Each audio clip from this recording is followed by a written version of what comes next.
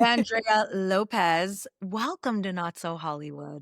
Thank you so much for having me. I'm a longtime fan and follower of yours, so I'm honored to be here. Well, I can't just say I'm a fan. You have many, many fans out there, 700,000 plus, plus, plus, plus. Your number has probably gone up at this point. But my girlfriend introduced me to you. My friend, she's my best friend. She lives in Chicago. And she said, you got to check this out. And I think from there, I was like, okay, I'm totally sold. You are the most amazing celebrity impressionist among many other things. Thank you so much. I enjoy the voices. Sometimes I think I'm an insane person, but it's always been something that I do. So I've continued it. What I want to know, I hear that you're a Syracuse University alum. Go Cuse, go Orange. Yes. So did you get the start there? Like, how did this come about? Because I guess why I'm asking is because we do see so many of the roles you take on from, the Jenners or Kardashians to, I mean, we'll get into all the good ones, Cavallari later. But like, I want to know about you a little bit first. Yeah, definitely. So always did the voices, always did impressions, loved doing my teachers. My dad would answer the phone with telemarketers and do voices. So I picked it up a little bit from that, but it really was something that I just had so much fun doing and picking up these random characters. And then I always said I wanted to be on a microphone. So I went to Syracuse for television, radio, and film. We have a similar background in broadcast journalism. Yep. And then I continued it. I said, all right, I'm going to get a degree and it's something that I have a passion for. So I can always move if I need to in the industry. But I always kept that passion for voices and impressions. So broadcasting the fallback career, which by the way, well, it's not a bad thing that you didn't go into it, considering broadcasting is a different breed now, right? It's It changed a lot. completely has. And so is comedy and impressions. There's many more paths that we could take now, thankfully. But I definitely always thought I was going to do radio, podcasting, which I still have a background in. I went into that right after college, but I've definitely found my path in a weird way towards more comedy. I veered to the more comedy impressions, improv side. You're so hilarious. So what was the first impression that kind of picked up steam for you? I have been doing Kourtney Kardashian, I think, since season 2 of The Kardashians. So I have always thought she was the funniest. She's very, you don't know what she's thinking, but you know that's probably not good. She's always just low energy, shisty. And I just thought Kourtney was the funniest. So Betches actually had this competition to do the best Kardashian impression. This was back when I was a freshman in college. My friends told me to audition for it, send in a little tape. This was back when Vine was a thing. So I took a Vine video, right? And I submitted that and they chose me as the number one impressionist. And so that was the first indication or kind of thing that pushed me to really take it seriously. And now that impression, I want to say on TikTok alone, I'm sure it's amassed even more at this point, but last time I checked, it was like 15 million views. You can TikTok, brag if it's more now. I think the original one that I did back when, everybody was on TikTok and we were just absorbing all this content all the time. That one was my really big one. It was the progression one. So first day after watching Kardashians, 1 week after watching the Kardashians, it was one of those trends and that one hit, that one went big. So that was my first big viral video and that really brought a lot of people to my page. And then I just was like, all right, I guess I'm Kourtney now. I'm gonna do Kourtney. And I get into these grooves of characters where people know me for that character. It's so funny though, because the world is so big, but there are people who only think I do Teresa Giudice or who I do Kristen Cavallari. And I'm like, no, I actually do all these other random voices too. But whatever they enjoy, it works for me. So obviously, like the first thought is SNL for a person like you, right? I mean, like, especially, I know you've done the reality show before and we'll get into that in a second, but what about SNL?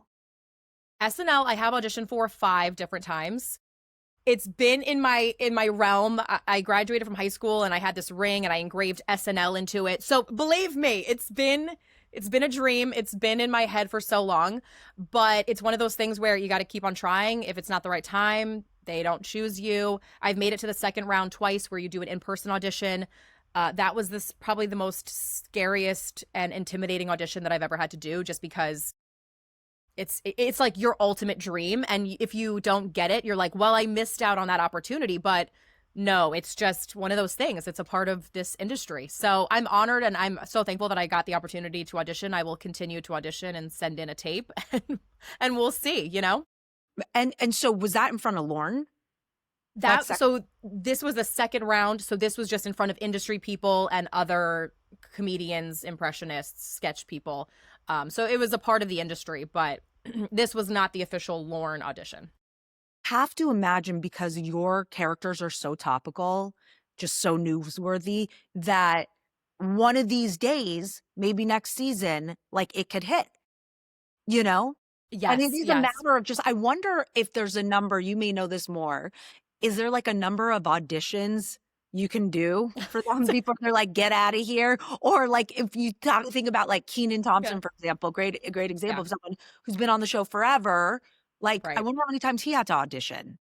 I know. I know. He seems like a shoo-in. He almost seems like he created the show. Like he's been there since inception. I think he's like a relic in the costume department. He's just a part of the show. But yeah, I mean, eventually I think they're going to cap it for me. They're probably going to at my 10th year, they're going to be like, "Sweetie, hit the road. Try something else," you know? Or And they're gonna be like, "We've had it with you, just get in here already." Like, right. keep talking. But I love that you said you engraved it in a ring, SNL. I did. I did. It was like GTG SNL. Got to go to SNL.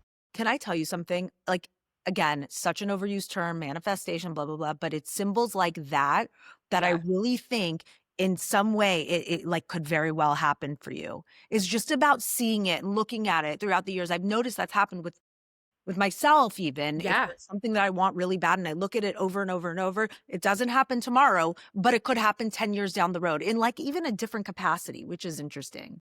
It's so true about the different capacity. Whatever you think the path to get somewhere is, it's never the actual path you're going to take.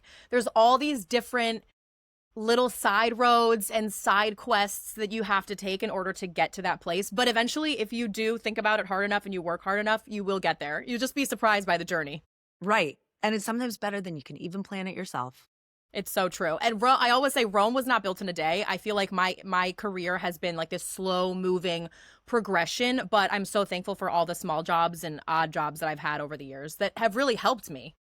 It's funny, I interview actors and actresses from time to time, and the ones who've been there for a long time and have made a career out of it are Hmm. often the ones who haven't had like a huge pop even yet, but they're in their 50s and they're still doing it and they've had this like great career. And Yeah. they're not necessarily Brad Pitt, right?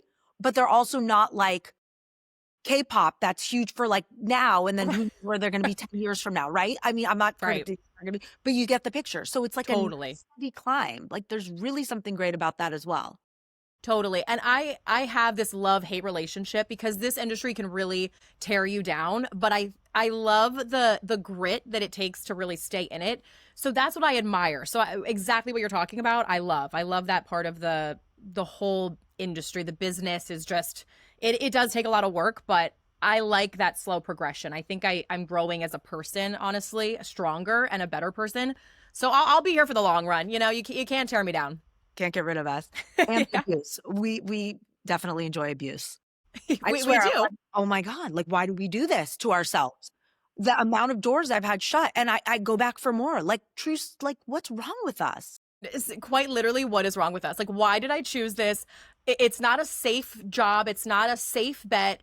There's no guarantees. And yet I'm still in it. Like, it's crazy. Right. Like we're gluttons for the punishment in it. But Yeah. you know what? It takes a specific person and the payoff is good when it's good. When it's good, it's good. It is so good. It's true. You were a semifinalist on Bring the Funny, is that correct? Yes. That was So actually with Kenan Thompson. Keenan, Yeah. Chrissy Teigen, Keenan Thompson, and I want to say Jeff Foxworthy. Yep. Jeff. Mhm. Okay. How was that experience for you? Out of this world. It was the first time that I was on national television. I was not even repped when I went on that show. That was the craziest experience of my life. I mean, I was just posting videos at this time and I was working for hourly wage at this podcast studio where I was editing. And then I was also a teleprompter assistant at a news station. So I was doing I had just graduated from college and I was just scraping by and I was putting these videos online and using hashtag female impressionist. And this scout found me and he said, "We want to fly you out to LA. We've got this new show." Let me tell you, I thought it was fake. I was like, I'm not getting scammed today. I'm not stupid. Like, this is such a, you're going to fly me to LA? Right. But I researched this guy, looked up his name, and he really was like a talent scout for NBC. So flew me out. Like I said, I wasn't repped. I had no idea how to do this, but they set you up with the coach and they're like, all right, you're going to write a sketch with them. You're going to do your whole bit. We want impressionists on the show. We don't see female impressionists a lot. So I did it. And from that, I got my agent. I got a lot of opportunities. I decided to move to New York after that. That really was a big break for me. And I mean, I was shitting my pants in the process, but it got me out there. It was like, you just got to go on stage. So that was what year? That was 2018. And then I think we filmed in 2019. Okay. Like that was like not that long ago. When I think about it, world away because of COVID. Right. Right. But no, literally, that wasn't that long ago. And you're also very young. That's kind of yeah. You were doing that. I mean, to me, I still feel like I'm like, all right, I'm getting up there. But I did feel like I had this really big momentum. And then, of course, the world changed and we all went through this big pause and we didn't know what was happening. So I moved back home. I kind of feel like I took like 10 steps back. So at that time, it was Washington, D.C. I was born and raised. Oh, awesome. Okay. But you're still from a big city. It's not like you have this like small town. Still from a city. I can still take the train, Amtrak up to New York. I used to do that a lot. And, it wasn't that crazy. I was still feeling like I was relatively in the vicinity of New York, but yeah. The vicinity of show business. But circa politics. Yeah, exactly. And I knew I had to get out of DC. I was like, this just is not for me. I'm not a lawyer. I'm not a lobbyist. I'm not in politics. So I knew that one day I would probably leave DC. No, but I can act like you and do you. Yeah. Oh, of course. But yeah. If I was trying to be in a social setting in DC, I could play the part immediately. It was that was easy. Impression as well. Yeah. Today as a female comedian, you feel like there's more roles? I do. I still think it takes us, we have to work a little bit harder to get the respect and in the room. But I am seeing so many more opportunities, especially hosting for women, and that excites me. About some of the influences on your life, like who were the big comedians that you loved, or even just anybody for that matter? Oh my gosh. I mean, I'm a mixed bag. I love hosting. I love comedy. So it was crazy characters like Molly Shannon. I mean, I was absolutely obsessed with her. And then in the hosting realm, it was Juliana Rancic. It was just these women that were just so sure about themselves, but they were also willing to be silly. I mean, I know Juliana was more of the serious hosting side, but definitely like the Molly Shannons, the Amy Poehlers, the Kristen Wiggs was big on the SNL when I was like watching it. Loved her. And they're so great. And even now I get this opportunity. Sometimes they'll message me and it really they'll give me a little push. Like, hey, I saw this video of you. Girl, this is so funny. Keep it going. Like, don't stop what you're doing. I know it's hard, but keep it going. And those little words of encouragement, it might even be their social team, but that helps me so much. I'm like, you know what? If they're telling it to me, then it's true. Like, I think Molly Shannon has reached out and it's the best. That's like so major. So your heroes are seeing the work you're doing. I mean, like that's huge. And it's just a matter of time before something clicks. Maybe they have a role. I think, but honestly, in the hosting field too, like, I'm like, you're too funny to be a host. No, but truly, I mean, like that would be great as well. Yeah. Okay. I want to talk about your roles and how they come about and what your process is, because that's like magic, baby. How do you decide who you want to impersonate? What's kind of the process of getting there? Do you start with the voice? Do you start with the facial expressions? Like, share all of it, if you don't mind. Yeah, of course. It's definitely, I can't do everybody. I choose people that I genuinely think are really funny. I choose people that have these idiosyncrasies that I know I can get down. So I've always talked about Kourtney. She has this deadpan humor, very sarcastic. And she also has this really sharp R. And I loved that nasally, like that's like crazy. I'm just so done with you. I mean, she just has these like one-liners that are so funny to me. So that was her. And then I also choose people that have this really big following and support, because I know that people also respect them and find them funny. A good example of that is Teresa Giudice, right? I love the Jersey culture. I'm an East Coast girl. I love a Tuscan kitchen. I love lettuce thicker than water. Like, I love all that, Jersey-licious, the big hair. I love the big dinners. I love charcuterie. I love the gabagool, like all that stuff. I love that character. And so I honed in on Teresa because I thought she was that perfect person of the Jersey housewives. So I started doing her, 4 years ago. And the beginning impression was terrible.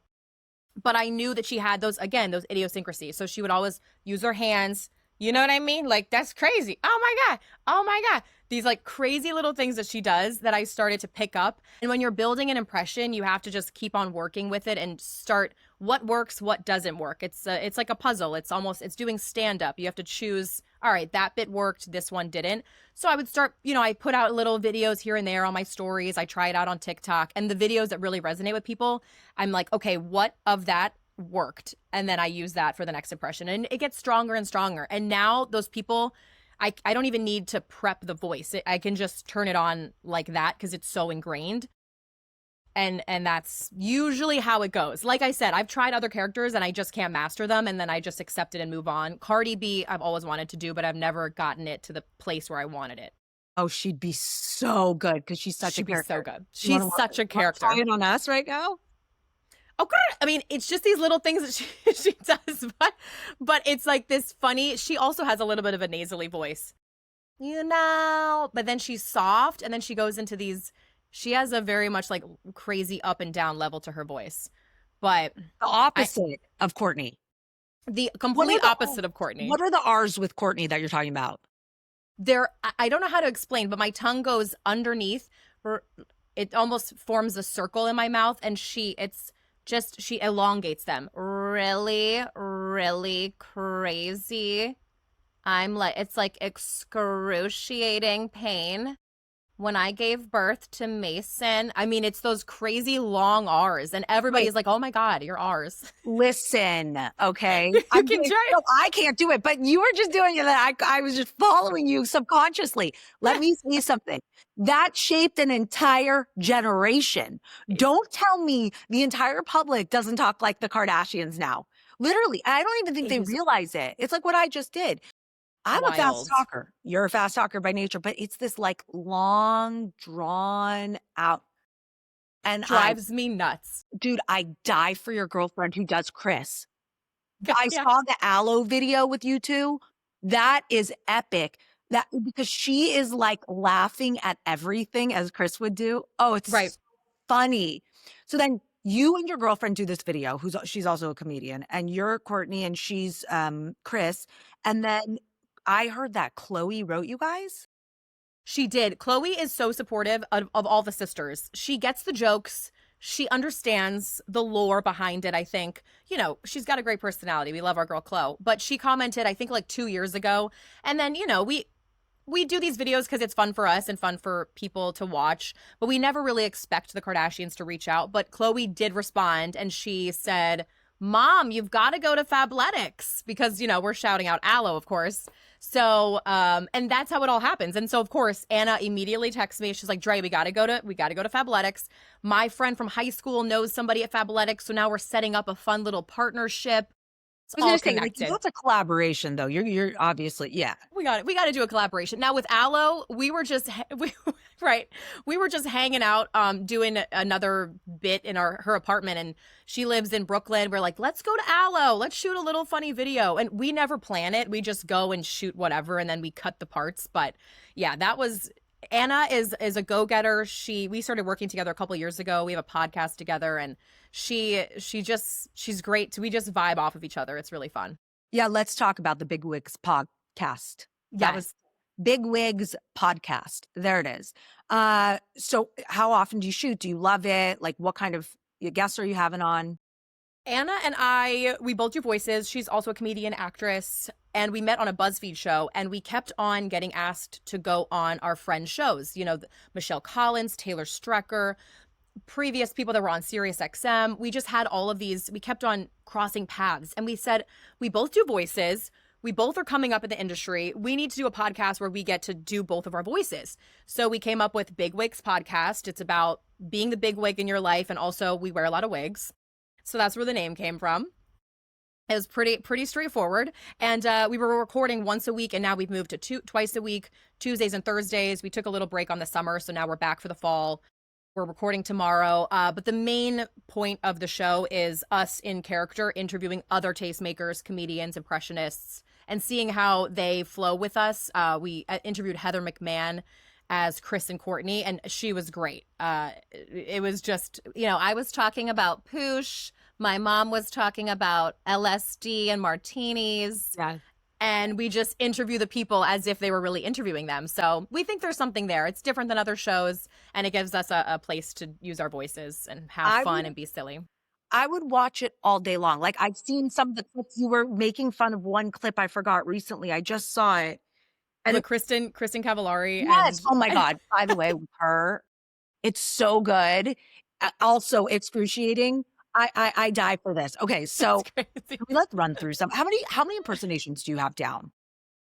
I think I have about maybe 10, but the ones that have really been big are maybe my top 4. So that's Kristen Cavallari, Teresa, Paris Hilton, and Kourtney Kardashian. But then also Jennifer, who do we have? Jennifer Coolidge. Jennifer Coolidge was great. And then you also did Parker Posey's character. Yes, and that was Anna, and then I was Jennifer Coolidge. That's right. That was epic too. When they met. That was so fun. Yeah. I loved that. Okay, so can you do Kristen Cavallari for me, please? I don't know if you guys have seen, but I'm doing a Laguna Beach rewatch, and I love doing these rewatches because, I mean, they made me out to be the villain, so I want to rewrite my story. I mean, I was always, like, mad at Lauren. I was always mad at Steven, and it's just, like, my time to explain, like, what was going on, because they really, like, it was a different narrative. You know what I mean? Like, I'm not an evil person. You know when you laugh at yourself? Like, I love when people laugh at themselves. You're laughing at your own work. It's hilarious. Her laugh always gets me. It's like it's crazy. I mean, she's like, you've got a thing for like these SoCal girls. I'm noticing because Paris, I do. I mean, even though she was a New Yorker, but like, yeah, SoCal, and then Kristen and Kourtney. So right. You're so right. Can you do Paris for us? Let's see. Paris, what is she up to? Halloween is coming up, so obviously I'm getting ready all my costumes, and I'm gonna dress up my babies, and they're so cute. I love being a mom, and I'm gonna make them, I don't know, like a little scarecrow, a little tin man. It's gonna be hot. I love Halloween. It's so good. Oh my God. You also do Sophia.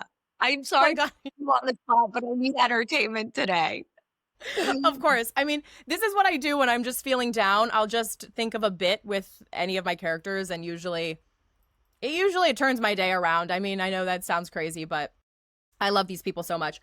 Sophia, I don't know if you saw, but I have a line of panties in Walmart, and you can get it. And I also am doing empanadas, and I also am selling a line of pencils in Target. So I am just doing a lot of things, you know.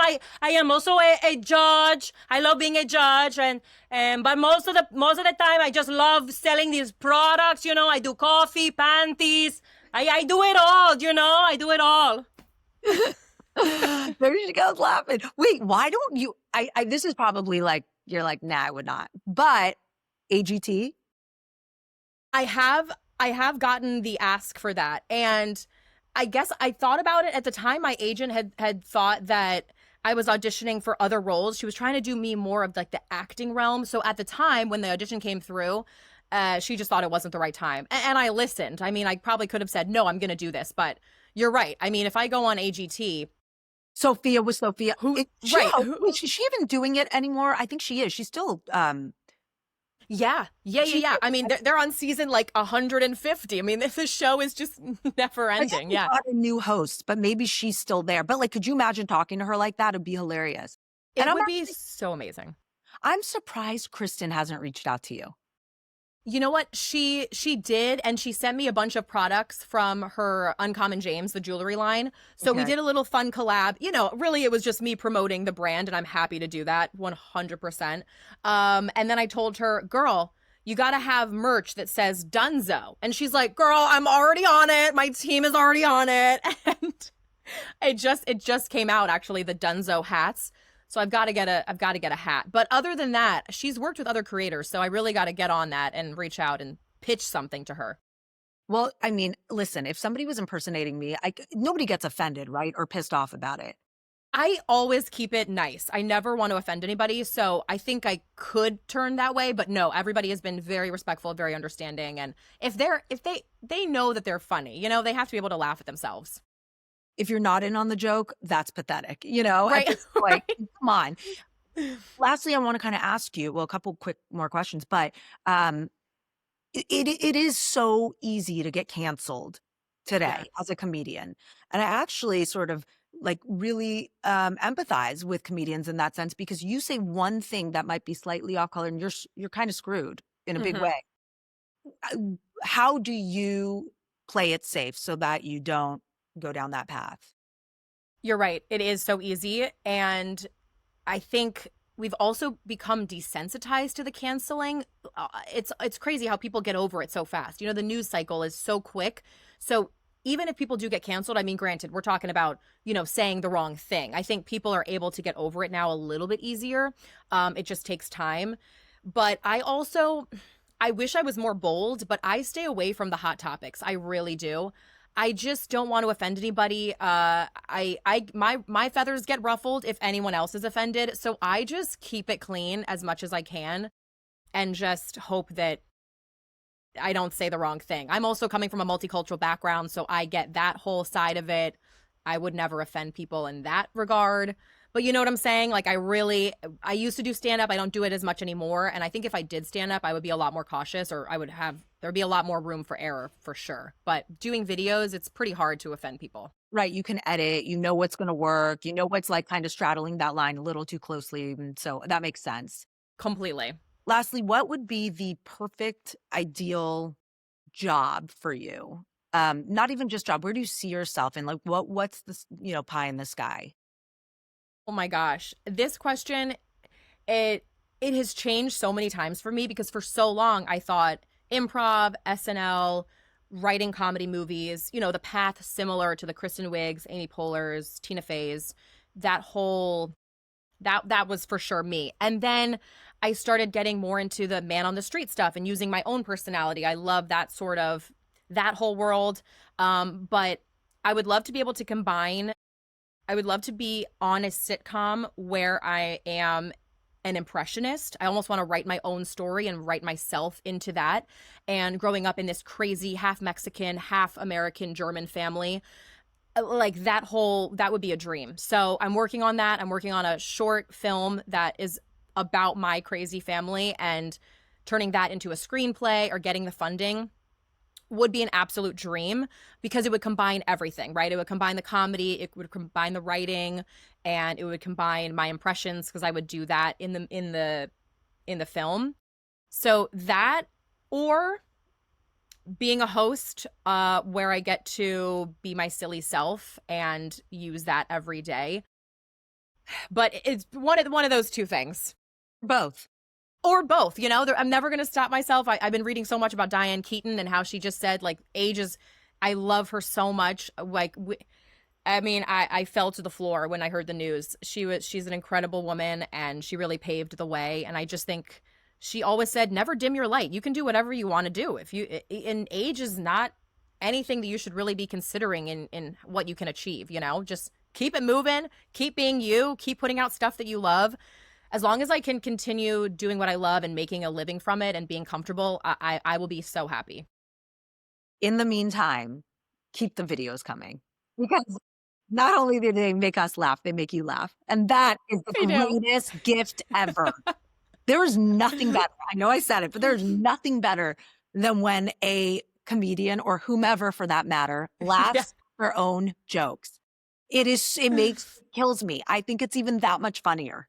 So, yeah. Thank you. And Anna and I, we crack up whenever Like, especially when we do Chris and Kourtney, because the stuff that blurts out of her mouth when she does Chris, like it sends me. So we cut out a lot of that, but we should release the parts where we break character because it really is like, it's ridiculous. I just need more. Please send more. Send Doing more. it. We'll do more. We'll do more. Absolutely. Okay. Andrea Lopez.